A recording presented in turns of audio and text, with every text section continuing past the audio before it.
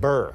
Yeah, also happening tomorrow. Yeah. Some cold conditions. Exactly. We also have that solar eclipse that we got a lot of weather to talk about. You may think that it's quiet, but it's not actually quiet. But Not quiet. clear skies are going to make great conditions for the solar eclipse. We'll talk about that in just a minute. But clear skies, also perfect conditions for very chilly conditions.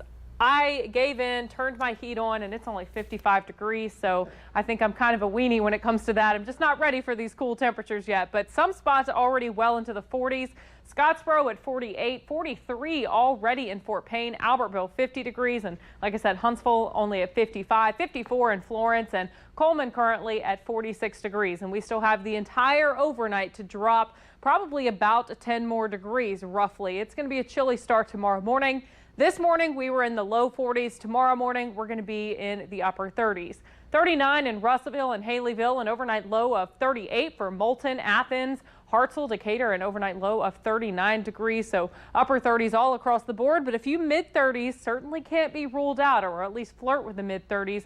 36 degrees tomorrow morning in Winchester and Fort Payne. 40 degrees in Scottsboro and Guntersville and Huntsville, and 39 degrees for Madison and Coleman tomorrow morning. So that's the actual air temperature. You may be wondering, it's not freezing temperatures. How do we get that frost? That's because the coldest air is the densest air, and that sinks all the way to the ground. So if you actually measured the ground temperature, it would be several degrees colder than the air temperature, and that's going to be closer to the freezing mark, which is exactly why we have that frost advisory in effect. Again, that is for Limestone, Madison, and Jackson County, and all of southern Middle Tennessee as well. Begins at 4 a.m. So if you haven't done so already, bring your plants in, and also don't forget about your furry friends. It is going to be quite chilly out there. Frost advisory expires at 9 a.m. tomorrow, but it is going to be a slow climb, even though we're going to have plenty of sunshine in the forecast yet again for tomorrow. It's just going to take a while to get things to warm back up. 9 o'clock temperatures, we're still only around 50 degrees, low 60s by lunchtime tomorrow,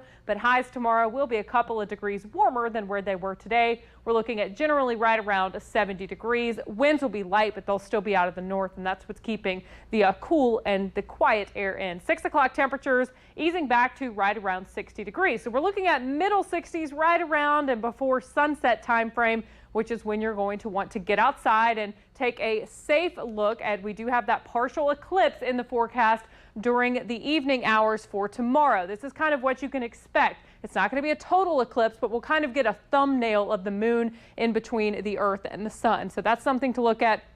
For safety tips on how to view this, go to the WAFF.com and the WAFF weather block. But the time frame for this going to begin around 5 o'clock. It's going to be a maximum eclipse time just before 6 o'clock, and just after 6 o'clock the sun sets and we won't be able to see that. So look low on the horizon, and of course look west where we see the sun set. So that's what we have to look forward to for tomorrow. On top of that beautiful weather, more beautiful weather in store for TGIF and into your weekend as well. Just a little bit of a warm up. It's actually going to be borderline warm Sunday afternoon, Monday afternoon, and we finally have some rain in the forecast just about a week from today, though.